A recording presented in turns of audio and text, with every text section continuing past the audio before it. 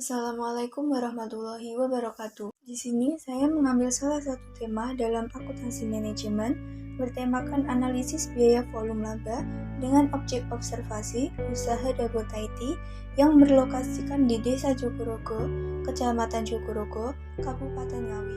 Tujuan dari laporan penelitian ini diharapkan dapat mengetahui besarnya break-even point atau titik impas produk pada usaha Dapur Taiti. Serta laporan ini diharapkan dapat memberikan manfaat atau kontribusi yang positif bagi pihak-pihak yang membutuhkan, khususnya bagi peneliti, pemilik usaha, dan bidang akademis. Teknik pengumpulan data dalam laporan ini diperoleh melalui hasil observasi, wawancara, dan dokumentasi di usaha Dapur Taiti. Data yang diperoleh dari observasi adalah menyangkut kondisi dan posisi usaha, serta aktivitas yang dilakukan perusahaan, serta data yang diperoleh dari hasil wawancara adalah mengenai kegiatan produksi, serta mengenai bahan baku, biaya-biaya yang dikeluarkan produk yang dihasilkan, dan omset penjualan Dapur Taiti. Sedangkan data yang diperoleh melalui teknik dokumentasi antara lain data biaya-biaya produksi, laporan laba rugi, dan data pendukung lainnya. Dapur Taiti merupakan suatu usaha yang bergerak di bidang minuman.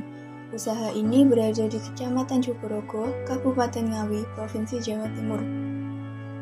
Usaha ini milik perseorangan, dan dari hasil wawancara dengan pemilik usaha, diperoleh keterangan bahwa usaha ini telah berdiri sejak tahun 2020. Pemilik usaha ini bernama Ibu Laili, yang merupakan seorang ibu rumah tangga. Sampai saat ini, usaha memiliki 2 karyawan tetap. Munculnya ide untuk mendirikan usaha ini karena sebagai salah satu produk minuman kekinian yang sedang menjamur dan banyak diminati oleh masyarakat.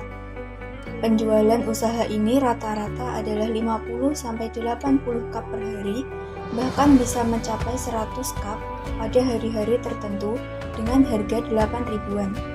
Sebagai usaha yang bergerak di bidang rasa, maka kualitas selalu dijaga serta cara pembuatan yang harus sesuai dengan SOP sehingga usaha ini tetap bertahan dan memiliki pasar meskipun banyak muncul saingan serupa. Selanjutnya adalah analisis data dalam 1 tahun dengan target penjualan sebanyak 18.250 produk dengan harga jual 8.000 diperoleh harga 146 juta.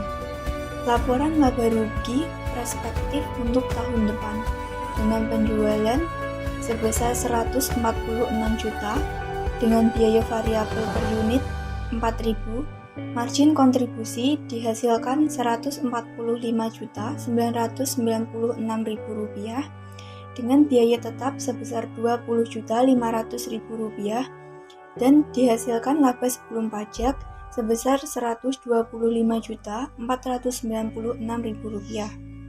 Pendekatan margin kontribusi per unit dengan cara membagi antara biaya tetap total dengan harga jual per unit min biaya variabel per unit dimasukkan angka 20.500.000 rupiah per 8.000 min 4.000 dihasilkan 5.125 produk.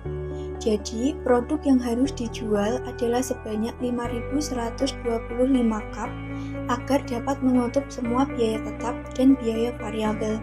Selanjutnya, rasio margin kontribusi dengan cara membagi antara biaya margin kontribusi per unit bagi harga jual per produk.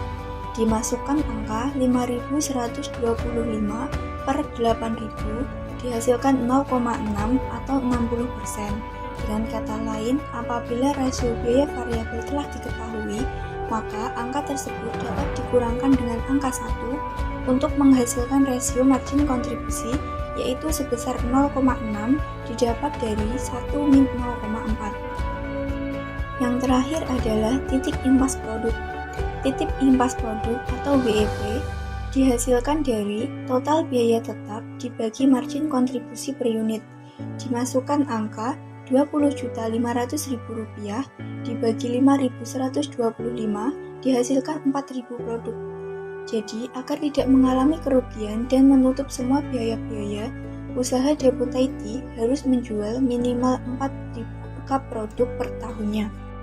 Demikian hasil observasi yang dapat saya sampaikan.